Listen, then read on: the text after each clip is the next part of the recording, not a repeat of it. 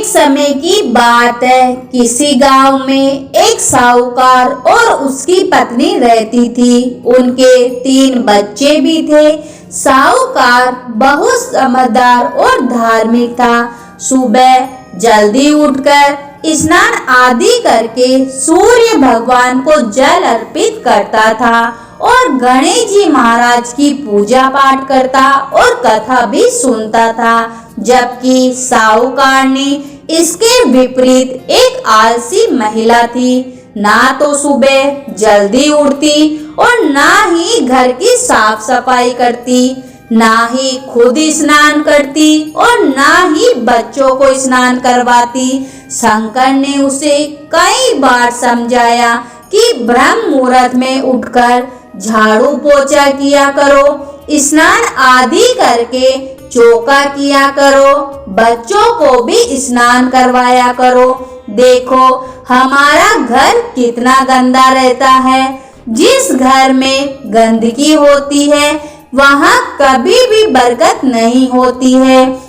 अन्न धन की कमी होने लगती है, अशांति छाई रहती है और माता लक्ष्मी जी की जगह दरिद्रता का वास होता है। लेकिन साहूकारनी पर इन बातों का कोई असर नहीं होता। एक दिन शाम के समय घर का सामान खरीदने साहूकारनी घर से बाहर जा रही थी। तब गणेश जी महाराज एक सुंदर महिला का रूप धरकर उसके पास आकर बोले, क्या बहन तुम्हारी लालटेन की रोशनी में मुझे भी यह रास्ता पार करा दोगी? तो साहूकारनी ने बोला, हाँ जरूर, लेकिन तुम कौन हो? तुम्हें पहले कभी गांव में नहीं देखा। तब गणेश जी महाराज बोले, मैं शहर से यहाँ अपनी बहन के घर आई हूँ। दोनों बातें करते करते रास्ता पार कर रही थी तो साहूकारनी बोली, बहन तुम कल सुबह मेरे घर आना, हम दोनों खूब सारी बातें करेंगे।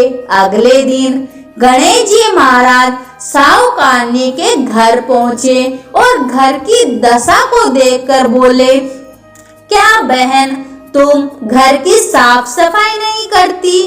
घर कितना गंदा हो रहा है, चौका भी गंदा पड़ा है, बच्चों ने भी गंदे कपड़े पहने हैं। तब साहूकारनी बोली, बहन मुझे साफ सफाई करना बिल्कुल भी अच्छा नहीं लगता है। तब गणेश जी महाराज बोले, तुम एक बार मेरे कहने से घर को साफ तो करो, तुम्हें सब अच्छा लगने लगेगा। गणेश जी महाराज बताते गए और साहूकारनी ने घर का सारा काम करती गई।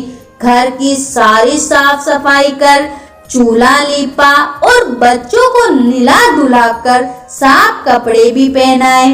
फिर साहूकारनी ने खुद नहाई और साफ सब कपड़े पहनकर तैयार हो गई।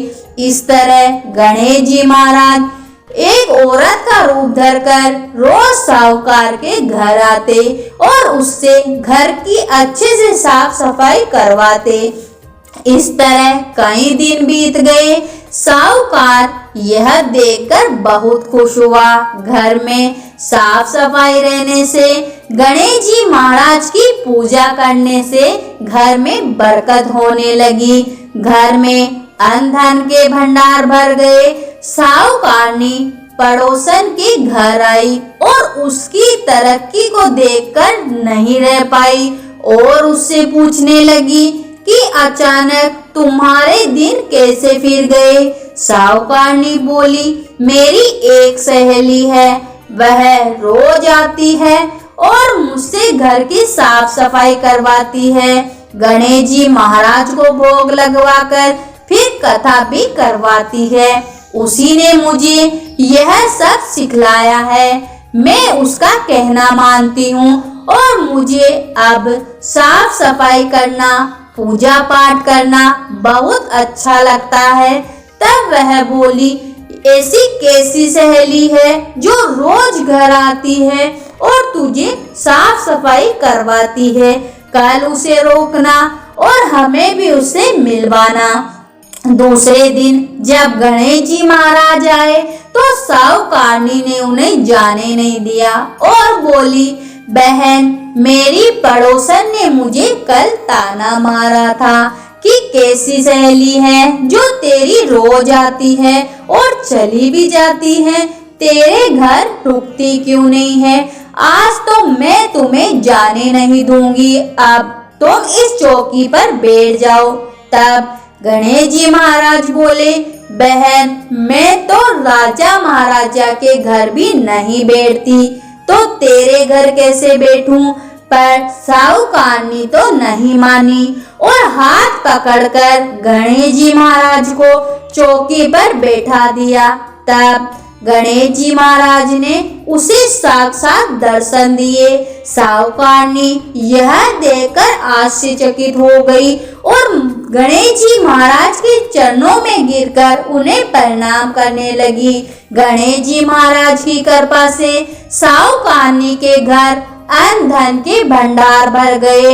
यह गणेश जी महाराज जैसी कृपा आपने साहूकारनी और शंकर पे करी, वैसे इस कथा को सुनने वाले, हुकारा भरने वाले सब पर करना, सबके अन्न धन के भंडार भरना। बोलो गणेश जी महाराज की जय हो।